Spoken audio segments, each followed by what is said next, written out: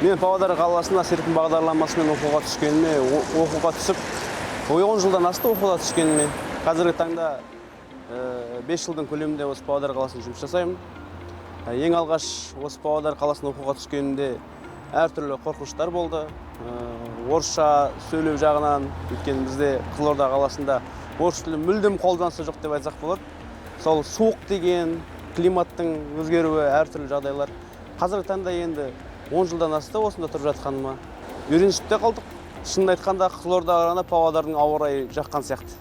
Осы серпін бағдарламасымен осында оқуға түскеніме, жаңа достар тапқаныма өте қатты қуанамын. Серпін бағдарламасының арқасында көптеген студенттер осында қалып жұмыс жасап, нандарын тауып, үйлі, бала шағалы болып жатыр. Енді барша оңтүстіктегі, негізі бұл серпін бағдарламасы оңтүстік Қазақстанға, оңтүстіктегі өңірлерге арналған бағдарлама ғой. Сондықтан барлық оңтүстіктегі оқушыларды, түлектерді Павлодар қаласына осы Марғұлан атындағы университетке шақыруғамын. Түсіңіздер, оқыңыздар. Павлодардың беретін мүмкіндіктері өте көп. Серпін бағдарламасы жасай берсін.